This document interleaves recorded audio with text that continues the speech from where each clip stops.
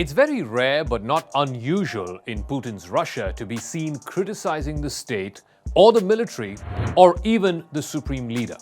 But things did come to a head in recent days after the fall of Kherson, Ukraine's third biggest city, after Russian troops withdrew in the face of growing Ukrainian aggression.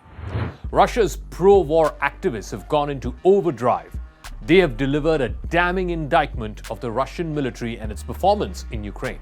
The most notable of them happens to be Alexander Dugin, the right-wing ideologue whose concept of a Russian world was the reason why this war was started, or at least was the inspiration behind this war.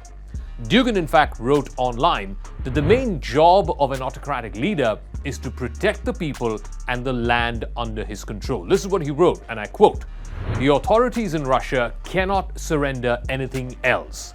The limit has been reached." And Dugin was hardly the only one. Other social media posts have also questioned the authenticity of a referendum that happened back in September in Kherson, as well as 3 other regions of Ukraine. All of these regions had voted overwhelmingly to become part of Russia. Now, many Russian commentators are questioning that. On Crux Decode, are these criticisms of the Russian military simply a one-off? Does Vladimir Putin now have to start watching his back? Will Putin have to fear giving in to more pro-war instincts? The more his army faces battlefield losses, the more he might have to become hawkish.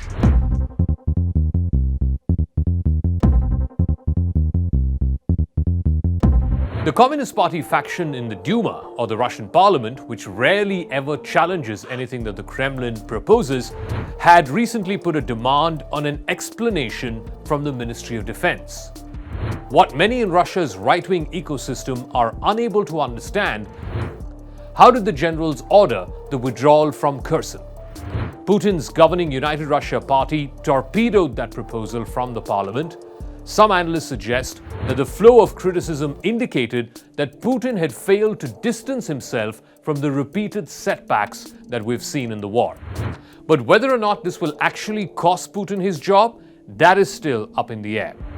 Matters are definitely getting worse for Putin, but it is hard to know the extent of the damage it will cause him personally, because he's crossed so many lines and he's still been able to keep control of his inner circle. Those are the people that matter. And that is the one thing that Putin has going for him. Top Russian officials in the state news media have taken the line that the withdrawal from Kherson was a temporary tactical measure. And as a consequence of that, Russia seems to be hitting Kiev again. And that too in civilian spaces. We saw this earlier as well with setbacks in Izium and Kupiansk, which was followed by hits on Kiev. Now we're seeing over 100 missile strikes over Kiev. Some of the most pointed criticism of the Russian military comes from social media accounts linked to the Wagner group. Now, this is a mercenary army group whose founder Yevgeny Prigozhin has been critical of the Russian generals. So the military might be prone to dismiss this criticism as trying to make them look bad. In fact, Wagner in general advocates more violence as the answer to any military setback. Alexander Dugin's daughter Daria, who was also an ultranationalist and who echoed her father's thinking, she was killed back in August in a car bombing. The car was meant to be that of Dugin's. In fact, the hit was also meant to be that on Dugin. Russia, in fact, blamed Ukraine for the attack. Even US intelligence agencies had said that they have reason to believe that parts of the Ukrainian government had authorized this bombing. And Dugin, like I said, is not alone. A creeping coup is underway in Russia as high-ranking officials are deliberately not carrying out orders properly. This in a bid to sabotage Vladimir Putin. At least one prominent Moscow-based political analyst has come to this conclusion. The Russian president is being paralyzed in decision-making. Kirill Rogov was quoted by the Mirror newspaper in the UK as saying that Putin's decisions are deliberately not being implemented on the ground by his generals. Rogov also goes on to say that Putin is aware of this, but he is helpless, as going against the ruling elite, going against the generals, would endanger his own position as president and leader of the country.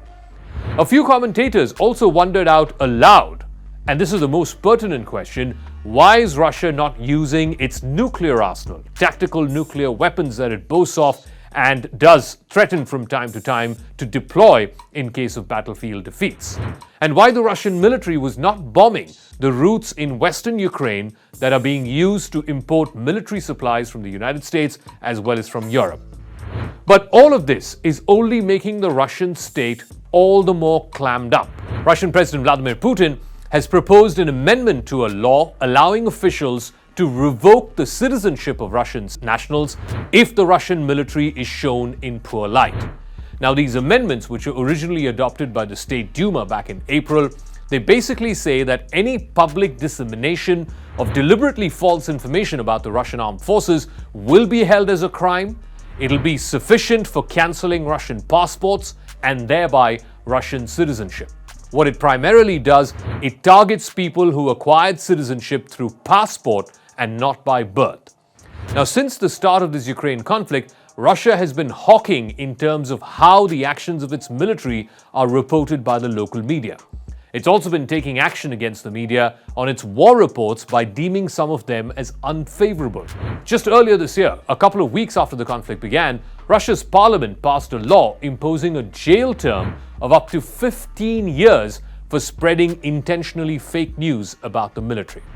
For now, it seems the fall guys are going to be citizens to journalists. Anything but the military are being targeted in Putin's Russia. But the moot culprit, like I said, is the famed Russian military and how it has come up short at every turn in this 9-month war.